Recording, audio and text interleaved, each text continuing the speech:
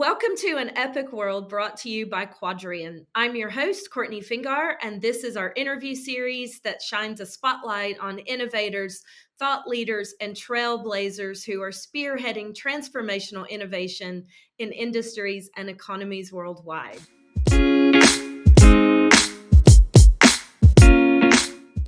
Quadrian is focused on inspiring epic growth by leveraging the combined forces of venture investment, foreign direct investment, and special economic zones. Today, I'm excited to be speaking with an inspiring and forward-thinking member of the global free zone community, Ricardo de Carvalho. Ricardo is a business director at Luanda-Bengo Special Economic Zone, which is a large and thriving zone in Angola's capital. Ricardo, welcome. It's great to have you here. Hi, Courtney. Thank you for the invitation. The introduction was fantastic, and it's a pleasure to be able to have a very interesting discussion in a much underrated topic, which is the special economic zone world.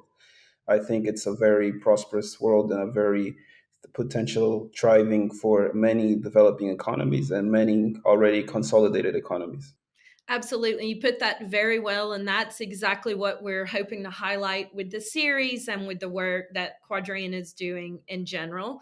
Let's just first introduce us a bit to those who may not be familiar with Luanda-Bengo Special Economic Zone, or ZEE, as that acronym is. Tell us a little bit about the zone and what have you got going on there?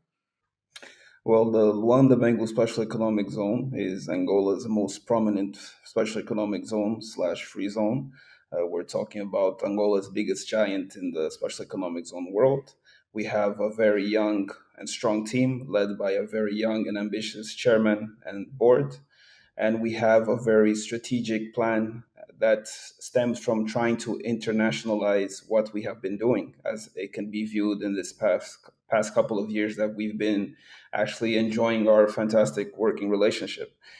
Just to kind of give insight into the zone, we have a total area that spans across 7,500 hectares of land that splits across two reserves. We have our main reserve, which is the Viana Industrial Reserve, that has 4,700 hectares of land, of which about more than half is fully occupied. So we're talking about more than 2,000 hectares that's full of industrial projects, full of commercial projects such as logistics, and also with even more space to grow. And we have our secondary reserve, which we call the Wala Agro-Industrial Reserve, that boasts a total area of 2,800 hectares of land. And of course, as the name is indicated, its main focus is uh, to grow and increase the production of agricultural and agro-industry. So that's why we call it the Agro-Industrial Reserve. When it comes to how we've been working and what we've been doing this past couple of years, we have a very ambitious master plan and strategic plan that cements us as one of the key innovators in the region in this free zone world. That's why we've been able to have some strategic achievements, such as being featured in a couple of recognizable platforms in the free zone world. I mean, we were featured in the top 50 SDG model zones for Gazette, which is a conjoint venture with UNCTAD. So I mean, also we've also had been receiving recognition from the World Free Zone Organization. We sit on the board of the World Free Zone Organization. We also have a very strong footprint in the Africa Economic Zone Organization. And basically, what we've been trying to do is to bring our worlds together. Just to kind of give some extra, more macroeconomic and a more geeky and nerdy vision into our industry. Africa has approximately 250 or more than 250 special economic zones. And just in our region, the Southern Africa Development Community States, we have about 80 special economic zones. So one of the things that we have been trying to do is to put us in the center of the 80 special economic zones that have been thriving across the Southern Africa development countries. And why is that? Because Angola naturally has a strategic position. I mean, in terms of economic strength and in terms of economic projections, Angola at the moment is a hot place to be.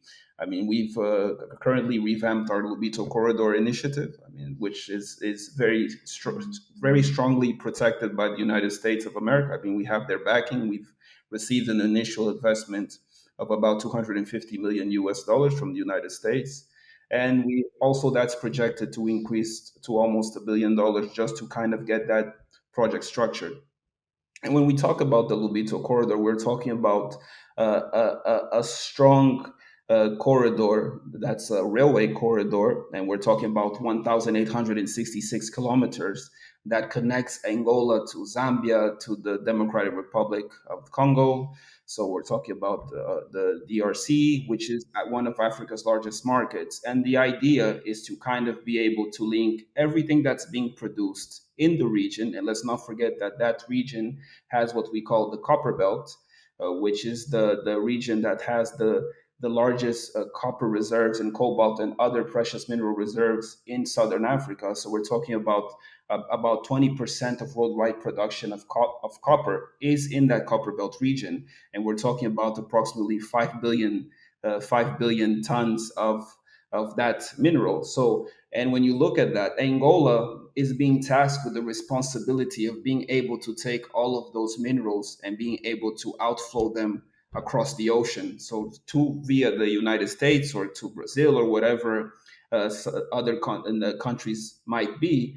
And here is something very that I find very intriguing and beautiful because in my perspective and what I would hope happens is that we can get a special economic zone or a free zone in the heart of all of that that's going on. Because as we know, uh, nowadays about 20% to 25% of global trade in some way, shape, or form goes through a free zone, whether that's in the production stage, whether that's in the storage stage, whether that's in the export phase, something in that midst always goes through a free zone.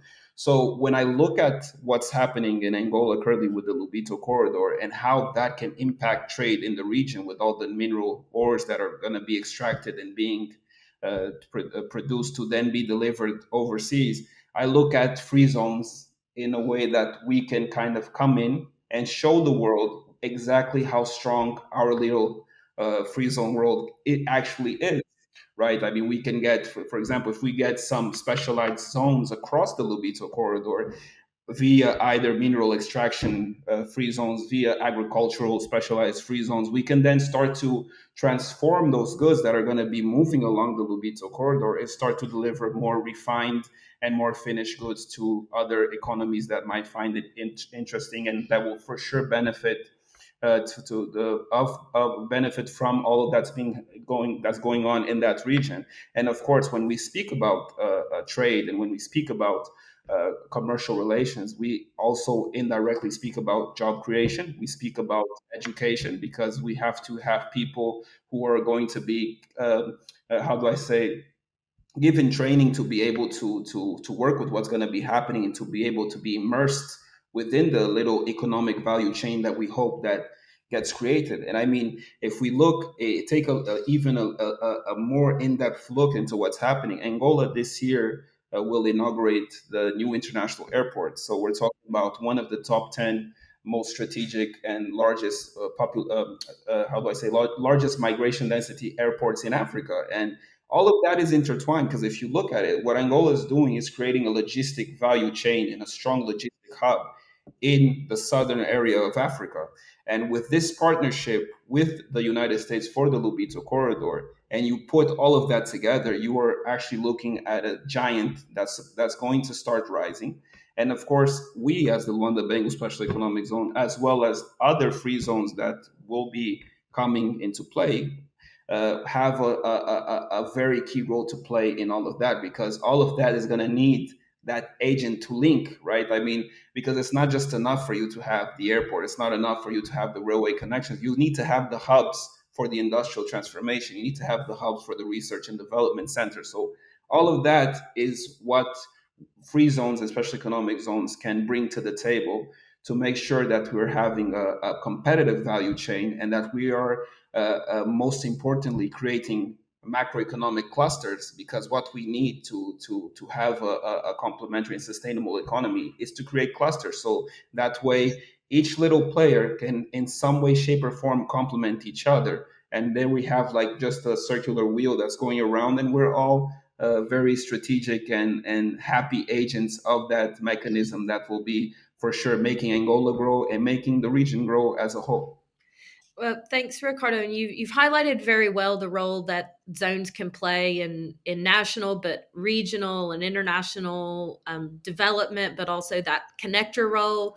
How do you see free zones as potential hotbeds for innovation? I mean, in the case of your zone, it's an industrial zone, and often that can carry almost a reputation of being older industries. But of course, industrial activity itself is becoming more and more innovative and tech focused. How do you see that transition, and how can you facilitate or foster more innovation within, I guess, traditional industrial zones? I think that's a very good question, Courtney. But just to kind of touch on that, what you said, our zone is indeed a special economic zone. And I say that because I mean we are a fully integrated zone. Our master plan does contemplate other sectors other than the industrial sector. That's why on site currently in ZE there is a Center for Advanced Technology, which is a research and development center, and also an academic center to also kind of boost and try to foster that innovation that we are talking about. Because I mean, it's not only enough for you to have industry or even industry 4.0, whatever fancy name we want to attribute to industrial development. You also have to bring the component that challenges and makes life easier every day, which is innovation. I mean, everything we do and the way the world, the life is, it gets easier as years go by is because of innovation, right? I mean, back then, me talking to you via a laptop was impossible. Now it's possible because someone had the time to actually uh, take a step back, think, brainstorm, create, innovate, and then transform everyone's life. So I think free zones play a key role in that, because if you look at even the big tech firms, many of them have branches that are based in free zones, like, and because of the specifications of a special economic zone, of a free zone, which involves some incentives that you wouldn't find in other territories, there are many competitive advantage to such companies coming and to actually cementing their innovation footprints within those hubs. But one key thing that we at Z do, that I believe many other free zones also should try to do, or should also look at doing, is we always try to create an environment in which any industry or any company that installs itself has the responsibility to employ locals, has the responsibility to transfer the knowledge of what they're doing to the local population. That way, what you're doing is you're socializing and immersing local communities in this world. And in turn, you're helping to empower families, you're helping to give education, and you're helping for the small communities to start individually innovating in whatever they're doing. It's all a matter of, in my perspective, of just being brave, being courageous, and actually trying to use our platform to try and disseminate this innovation necessity. But when I look at free zones and special economic zones in specific, I see them as innovation hubs. For me, there's no other way to put it. I mean, everything we do always has how do I say, a behind the scenes component that's related in some way, shape, or form to innovation. Of course, what we want is for that to increase, and what we always try to do is help that to increase.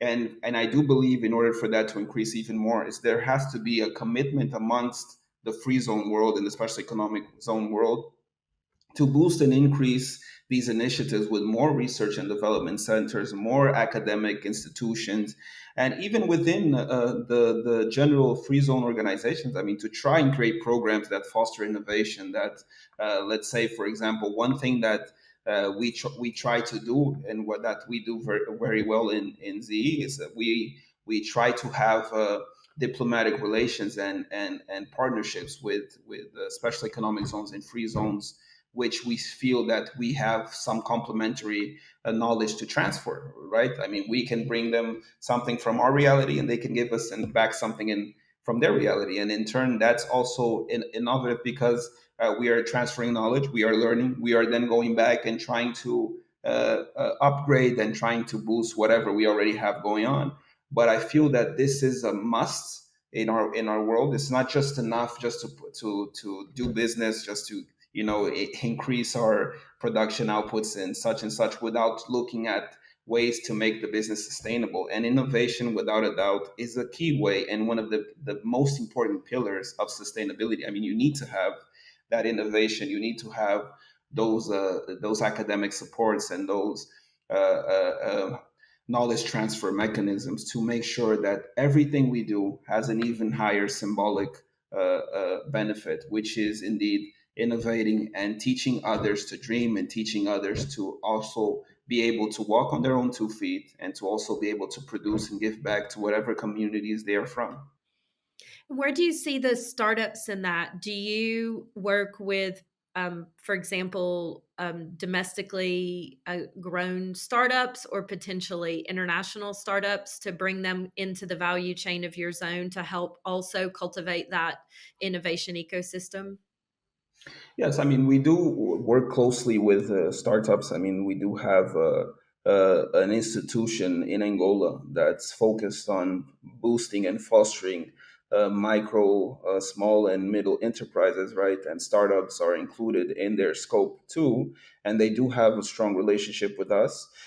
We personally, in our zone, do have a startup incubator plan. So we do have that in mind because I firmly believe, I mean, and to be honest, Courtney, when you look at macroeconomic development, without the small guys, you don't have that. Like, there's no such thing as macroeconomic prosperity without you empowering the small guys, because they're the ones who will do the small stuff that the big industries don't want to look at. So they're the ones that would actually help the economy to be more circular and to be moving in a more efficient manner, right? Because if we only look at the big guns, I mean, then there would be a big uneven balance of the commercial scale. So I do firmly believe in working with startups, and we do have that in mind, and we do have programs that foster that too. And not only us, I mean, Angola as a whole, there is many programs nationally that do look at startups, that do look at the little guy, and that do try to create environments for them to be able to also become a part of a strong part of the economy, and for them to also be self-sufficient in whatever area they're trying to pursue.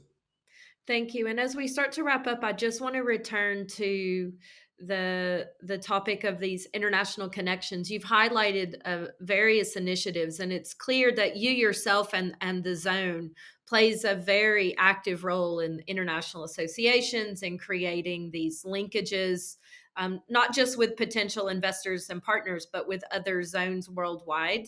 What's the value in that? How do you see the importance of increasing these connections among zones, whether that be in Africa, Latin America, Caribbean, Middle East, or elsewhere? Courtney, that's a very good question. To be honest, for me, and I mean, we know each other well from our world, and without that, there is no such thing as a strong commercial relationship, right? I mean, you need to have that contact. It's not enough just to kind of have a distant relationship. You have to be out there. You have to go meet the people. You have to make strategic partnerships. You have to share, because the most important thing, and what I always like to defend, is you have to create bridges. What's happening here and what's happening there are two completely different things that sometimes, when put together, they create a whole different giant. And the toughest part is actually to put that together, to link it. So that's where we come in. That's where I feel that and when you have like a vision towards FDI attraction, you actually have that train of thought, which is, okay, what we're doing here is good, but what they're doing there can complement what we're doing here. I mean, they're not coming to us, so let's go to them. And that's when you go, and then that's when you have the discussions. That's when you get the agreements done. And most importantly, that's when you start to show what, in fact, is happening in Africa, in Angola, and wherever else in the world. It's very important because sometimes, and I always say this to many people who I meet in these conferences that we attend and such, is that sometimes even with a neighbor. I mean, for example, I can have a company who's producing a good that the raw material that they need is being produced in my neighbor's territory. So it's like, if as the managing body create that link instead of the factory or the company that I have that needs that raw material importing it at like X amount of dollars, because of this partnership, I can get what he needs to him, and he can have access to what he needs in a more easy and a less stressful manner. And when you do that, you help to create a better economic environment, a better business environment. And that's one of the key things of creating these bridges. For example, you can have companies, let's say, in the United States, in the UAE, in China, that are heavily reliant on products that are already being done and produced on a daily basis in our zone. But I mean, because there is, unfortunately, there's not like a worldwide product catalog that has everything from every single zone. I mean, they won't know about it. So it's our job to kind of try to create that link, to try to show them, okay, this is what we have going on, this is what you guys have. I say we can link here, and this is the outcome of what can happen. And this is something that for sure will not only make the business environment better, but it will also make the overall global way that business is viewed even better. Because, like I say, and I always say this, sometimes when we go to conferences, uh, for example, we're talking about an issue that from our reality is not it's not really an issue, right? But this happens because there's not that much representation, or I mean, the access that certain people have to certain players, to certain information, it's not the same. So when we create the bridges, when we bring economies and markets to other regions, then magic stuff happens, like I always say. So the partnerships, the internationalization of what we're doing is very important in that regard. And again, I even go as far as to say, sometimes when you do what we're doing and you multiply to what someone else is doing in the region, the outcome is a conjoint effort. I mean, it doesn't have to be a correlated effort, but it's like a trickle down effect. I mean, if we get more people doing that, all of a sudden, then you start to get more boom and more movement and more focus on the region. And I say this because it's practically been happening with our story in this past couple of years. I mean, we've actually started to be more out there. I mean, before 20, let's say 2020, we were mostly focused in our little area. You know, it is what it is. Whoever comes. Okay, it is what it is. But we've kind of took the courageous shift. We tried to go out there, and it's not only us as free zones, but also our government itself. I mean, our president has traveled across the world. He's gone to the United States. He sat down at the White House. He's gone to China. He's gone all over the world to show to the key leaders what Angola is, what Angola can be, because that's the most important part. It's not what we are; it's what we can be, and the can be stems from a partnership. I mean, we need no one gets to the finish line by themselves. So we need each other's help. So when you take that courageous step, when you're bold, when you travel, when you go to these conferences, when you're out there, when you show people what you can be, what you can do, all of a sudden we all start to talking about what we can all be once we pull everything we have together. So without a doubt, Courtney, in my perspective, always the internalization aspect of business is crucial. Without it, we would still be we wouldn't have access even to the basic things. I mean, today you have everyone has an iPhone, everyone has a laptop, everyone has whatever product that they have because of internalization. I mean, there is no way for the world to evolve without the globalization of whatever we're doing. So I feel like the free zone world is the same thing. We have to come together more, we have to work more with each other. But I also will take the courageous step of saying, but I also feel that that's also not enough. We actually have to come with policies that make these connections matter. Because sometimes what happens is, okay, we do have this connection, we do have a MOU signed and all of that, but then what happens after, right? I mean, we stay in a kind of a stagnant state. We just did it because of the symbolism of what we were doing. But at the end of the day, what is exactly happening? But I still feel that that can be something that can be done in more of a collective perspective. I mean, we need to come together with more policies, and this is something that I feel that Angola, as a nation, has the potential to do. I mean, because of the what we have going on currently with our biggest project, which is the Lubito corridor. I mean, we're talking about a corridor, Courtney, that literally goes across all of Angola. You're talking about some many provinces that will be touched with that line. You have provinces who are strong in wood processing. You have provinces who are strong in mineral ore extraction. You have provinces who have and natural resources that can be cultivated and used to bolster the commerce that will be moving across the corridor.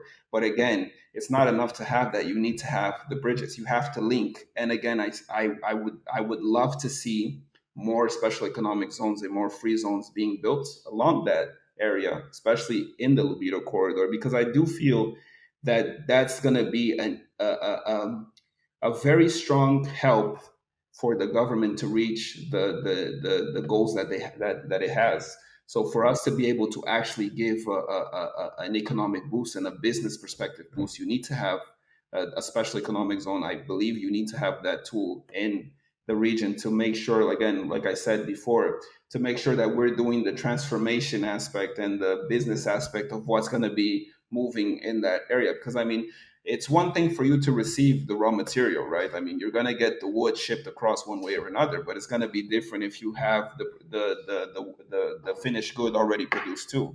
That would be elevating the bar to the next level, because as we know, finished good is going to be worth more than the raw material, right? So when we start putting together these types of initiatives, and again, I do strongly say that this comes from also from internalization aspect, because for all of this to be done, you have to have the end users, right? You have to have the partners. For example, okay, I'm going to put a zone there, but what's going to be their market? Like, who are they going to work with?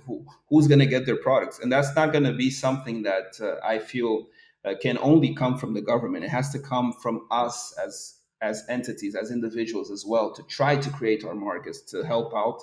And of course, whatever agreements that come at a government level is going to be only a complementary bonus to the strategy and to the initiative and the markets we have already conceived and created via a strong internalization process.